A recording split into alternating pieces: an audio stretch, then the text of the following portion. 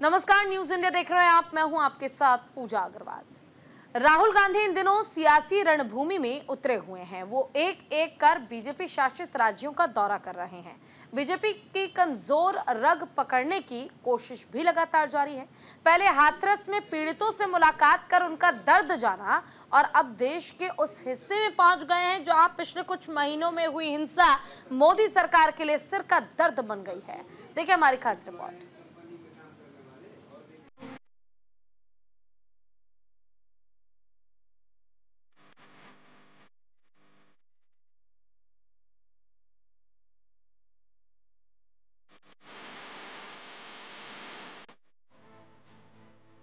लोकसभा में नेता प्रतिपक्ष की दमदार भूमिका निभाने के बाद राहुल गांधी इन दिनों सियासी रणभूमि में उतरे हुए हैं।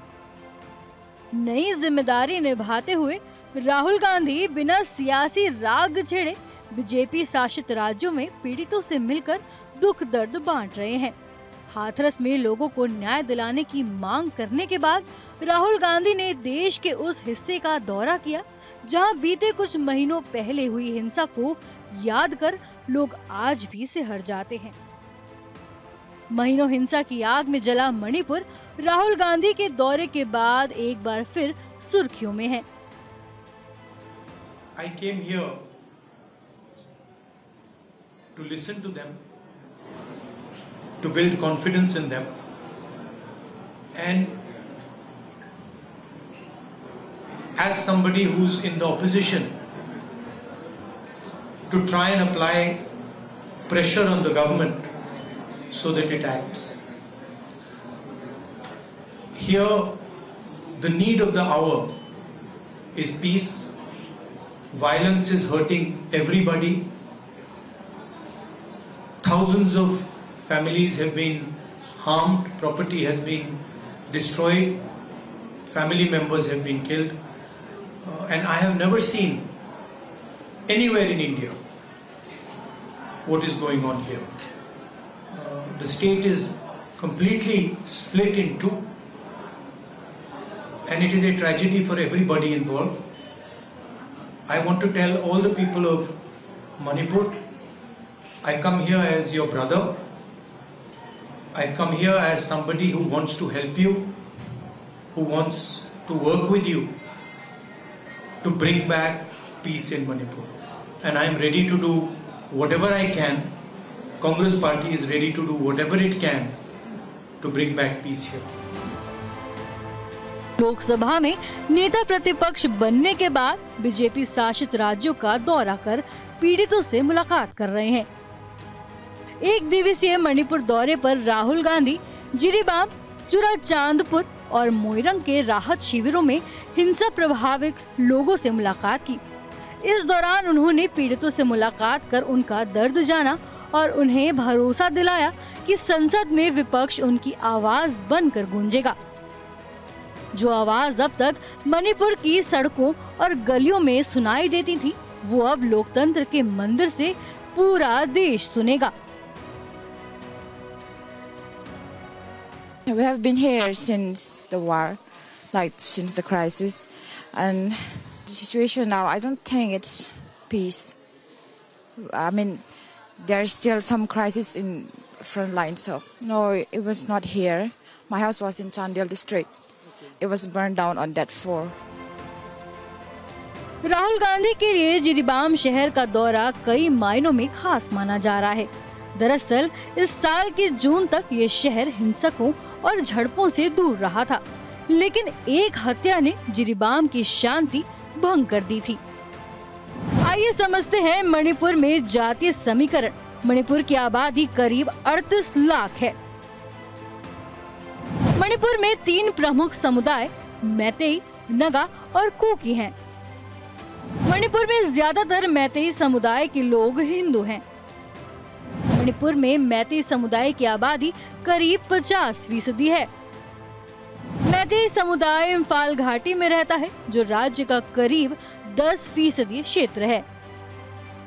नगा और कुकी ईसाई धर्म को मानते हैं। ये एसटी वर्ग में आते हैं। मणिपुर में नगा कुकी की आबादी करीब 34% है। राहुल गांधी ने असम का दौरा ऐसे समय में किया है जब यहां आसमान से बरसी आफत ने लोगों की जान संकट में डाल दी है। असम राज्य आपदा प्रबंधन प्राधिकरण की ताज़ा रिपोर्ट के मुताबिक राज्य में 28 जिलों के 27.7 लाख से अधिक लोग अभी भी बाढ़ से प्रभावित हैं। अब तक बाढ़, भूस्खलन और तूफान के चलते राज्य में कुल 75 से ज्यादा मौतें हो चुकी हैं। वहीं राज्य में मौजूद काजीरंगा नेशनल पार्क का बड़ा हिस्सा बाढ़ में डूब गया है। इससे 15 लाख से ज्यादा जानवर भी प्रभावित हुए हैं। 6 गैंडे समेत 131 जानवरों की मौतें हो चुकी हैं, जबकि 97 जानवरों को रेस्क्यू किया गया है। Good and a positive approach by the visit of this Rahul Gandhi ji. In fact, he visited Jirebam district today the early morning, and the people of this Jirebam district are so happy, and the inmates interacted with the Rahul Gandhi ji and share all the pains and the sorrows, and also express like many things, no, and the sorrows of the students and these women and many of their inmates, no, they are expressing their grievances. ऐसे समय में राहुल गांधी ने असम का दौरा कर बाढ़ और हिंसा से प्रभावित लोगों को एक साथ साधा है। हालांकि राहुल गांधी ने कोई ऐसा बयान नहीं दिया है जिससे सियासत हो, लेकिन राहुल गांधी जितनी शांति से लोगों की बात सुनकर उन्हें भरोसा दिला रहे हैं, वो किसी बड़ी रणनीति की ओर इशारा कर रहा है। अगर ऐसा है तो जाहिर है कि ये बीजेपी के लिए गुड न्यूज तो नहीं है, क्योंकि इसकी एक झलक देश 18वीं लोकसभा से पहले विशेष सत्र में देख चुका है। राहुल गांधी जिस तरह से देश के अलग अलग राज्यों का दौरा कर पीड़ितों से मिल रहे हैं, उनके जख्मों पर मरहम लगा रहे हैं, वहीं कहीं न कहीं बीजेपी को राजनीति में पीछे ढकेल रहा है। अगर ये सच है तो फिर आने वाले संसद सत्र में घमासान प्रचंड होगा। न्यूज इंडिया के लिए वेदिका प्रदीप के साथ संजीव कुमार की रिपोर्ट। वैसे तो राहुल गांधी मौन रहकर पीड़ितों के साथ दुख दर्द बांट रहे हैं। जिस तरह से उन्होंने हाथरस में लोगों के दर्द पर शांत रहकर मरहम लगाया था, ठीक उसी अंदाज में असम और मणिपुर में भी दिखाई दिए। लेकिन ऐसा नामुमकिन है कि नेताओं का दौरा और उस पर सियासत ना हो। देखिए हमारी खास रिपोर्ट।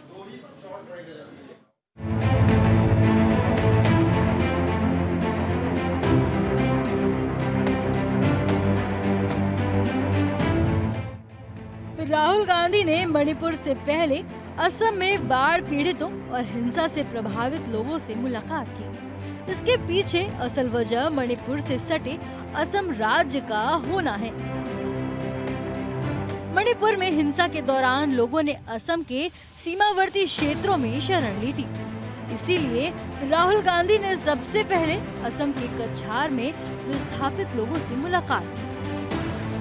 इसके बाद राहुल गांधी ने मणिपुर का भी दौरा किया। वो सुबह करीब 10 बजे सिलचर हवाई अड्डे पर पहुंचे। इसके बाद वो कछार के लखीमपुर के हमर खावलीन इलाके में तथाई में एक राहत शिविर में रह रहे पीड़ितों से मिले। यहाँ उन्होंने करीब 20 मिनट तक पीड़ितों से बात की और आश्वासन दिया कि वो ये मुद्दा संसद में उठाएंगे। राहुल गांधी जी यहाँ आकर हम लोग के बारे में कैसे चल रहा है, बच्चा लोग को भी पढ़ाई कैसे चल रहा है, और डॉक्टर, पुलिस क्या क्या कमी है सब पूछती है। हम लोग भी बता चुकी है कि यहाँ पर सिक्योरिटी फोर्स बहुत कम है। ज़्यादा से ज़्यादा वो पुलिस स्टेशन में पुलिसमैन रहना चाहिए, उससे भी कम है। यहाँ पर जो कुकी मिलिटेंट है तो घूम रहा है, सराउंडिंग में घूम रहा है, हमारा गांव के सराउंडिंग में घूम रहा है। हम लोग घर होके भी वहाँ पर गांव होके भी निकल नहीं पा रहा है। वहीं राहत शिविर में रह रहे पीड़ितों ने राहुल गांधी से मुलाकात के बाद दावा किया कि राहुल गांधी देश के ऐसे पहले नेता हैं जिन्होंने हिंसा के बाद उनसे मिलकर दर्द बांटा। उन्होंने अपने मुद्दे के साथ राहुल गांधी को एक मेमोरेंडम भी सौंपा है। बता दें कि मणिपुर के जिराबाम के करीब 1700 लोगों ने पिछले महीने हिंसा से जूझ रहे राज्य में बढ़ती हिंसक घटनाओं के बाद पड़ोसी राज्य असम में शरण ली थी और तब से वो असम में राहत शिविरों में रह रहे हैं। एक तरफ राहुल गांधी मौन धारण कर हिंसा से पीड़ित लोगों के जख्मों पर मरहम लगा रहे हैं, वहीं कुछ नेता सियासी बयानबाजी कर राहुल गांधी के दौरे को सियासी रंग दे रहे हैं।